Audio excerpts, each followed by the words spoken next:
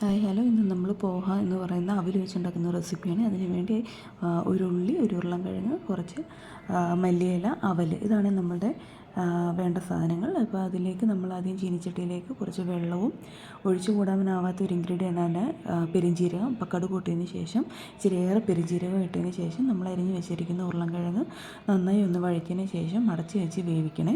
അപ്പോൾ അത് ഉരുളൻകിഴങ്ങിന് വേവുള്ളതുകൊണ്ട് ഉരുളൻകിഴങ്ങ് വെന്തതിന് ശേഷം മാത്രം ഉള്ളി ഇട്ടാൽ മതി. ആ സമയത്ത് നമുക്ക് നമ്മുടെ അവൽ ചെറുതായിട്ടൊന്ന് വെള്ളത്തിലിട്ട് കഴുകി ഒന്ന് പിഴിഞ്ഞ് എടുത്ത് മാറ്റി വെക്കണേ. അപ്പോൾ ഇത് അധികം നേരം വെള്ളത്തിലിട്ട് വെക്കണ്ട, അത് ചിലപ്പോൾ അങ്ങ് പെട്ടെന്ന് അലിഞ്ഞു പോവും. അപ്പോൾ ഇച്ചിരി കട്ടിയുള്ള പോഹ തന്നെ അവർ തന്നെ നോക്കി വാങ്ങിക്കണേ. അപ്പോൾ അതിനെ നമ്മൾ കുറച്ച് ഉപ്പും കൂടി ഇട്ട് നല്ല ചിക്കി അവിടെ വെച്ചു. ഉരുളൻകിഴങ്ങ് നല്ലോണം വെന്തതിന് ശേഷം മാത്രമാണ് ഞാൻ അരിഞ്ഞ് വെച്ചിരിക്കുന്ന ഉള്ളി ചേർത്തത്. ഉള്ളി ഇച്ചിരി വലുതായിട്ട് തന്നെ നമുക്ക് അരിയാവുന്നതാണ്, അല്ലെങ്കിൽ അത് പെട്ടെന്ന് കരിഞ്ഞു പിടിക്കും.